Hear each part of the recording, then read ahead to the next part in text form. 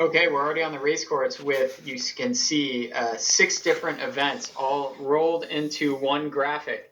On the right side of your screen, those yellow boats, they represent the Women's Masters F group. And then on the left side, the red boats are Women's Masters G. Then the green are Women's Masters H. The fuchsia, Women's Masters I. And then Women's Masters J is the blue, and orange is K. And those all represent different age groups up to 88 years of age. Beth Harling, who is rowing unaffiliated, and she goes by Bun. She started erging during COVID to stay in shape. And you're going to see a lot of these sort of veteran athletes coming through. I shouldn't say that because they probably wouldn't want me to say that they're veteran athletes, but these are the women in the Masters F through K categories. We have a couple of notes here of athletes who have been racing Crash Bs many years in a row. We have Asako Egawa in the J category, missed a couple of years, but has been racing since 2010. And then as well as Shirley Fargan has been racing every year since 2018 in the K category.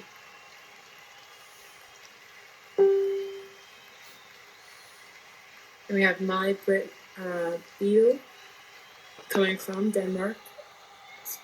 Who's racing races in Denmark, in Nordic competitions, European competitions, has the silver medal in Crash Bs from last year.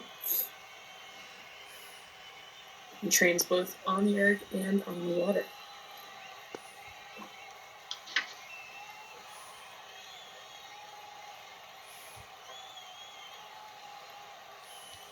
Carla Stein there on the bottom left. Or Stein, excuse me.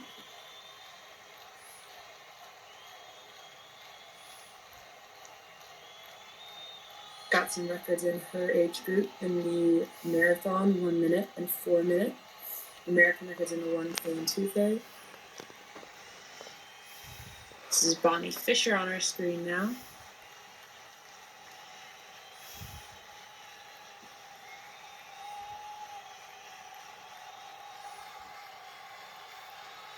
Bonnie Fisher is running unaffiliated. Nice shot of the garage, the pain cave of many athletes across the world, not just in the United States. Yeah, Bonnie's sitting in second place in that women's G category, Women's Masters G.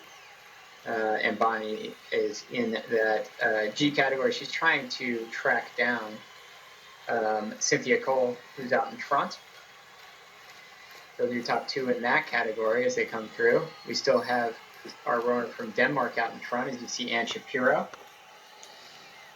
Ann Shapiro rowing out of Sunbury, Pennsylvania, rowing for Central Pennsylvania Club.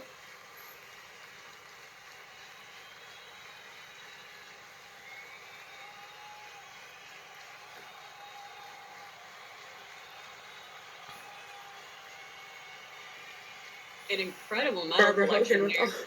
Look at those medals. That's so fun. She may have spruced the place up a little bit just to make sure they're all getting in the shot from frame to frame.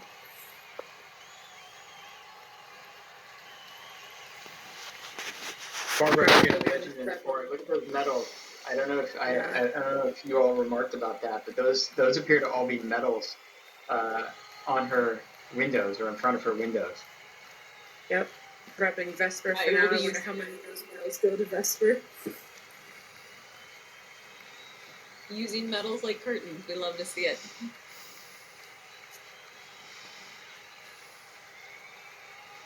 Linda Thornton on the left.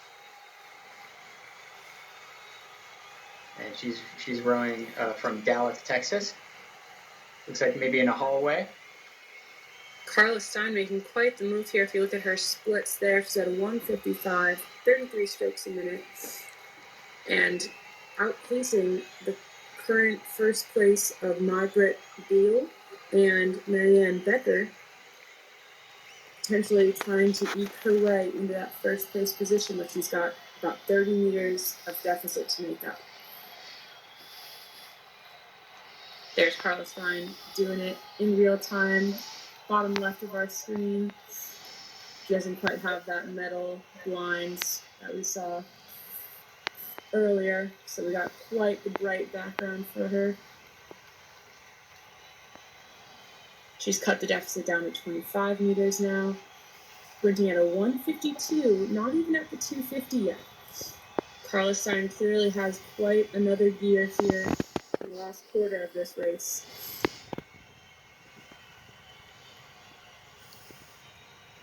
Yeah, so we're approaching last 250 or last 500 meters in the event on the left side of the screen. So last 250 for the women's masters F. And again, as we have seen all day long, these stroke ratings starting to get pretty high, mid-30s. We'll see how high they go. Can the Danish rower hold off Carla Stein? Carla's giving it a run here. Halved it. Oh my gosh, she's made up 15 meters of a deficit in the last 250. She has 250 left with only 14-meter deficit to go.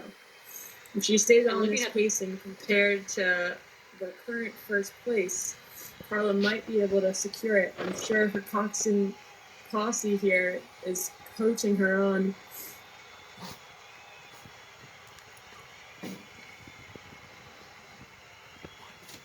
If she's able to do this, it's going to be remarkable here, folks. Carla Stein with the sprint of her life. Really incredible sprint there.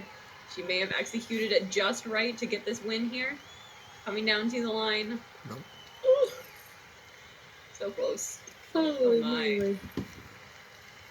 Not able to quite make up that deficit here with her unofficial results, but still made up a lot of ground within that final 250. Come on, Linda Thornton, giving it everything here. Bonnie Fisher on the left.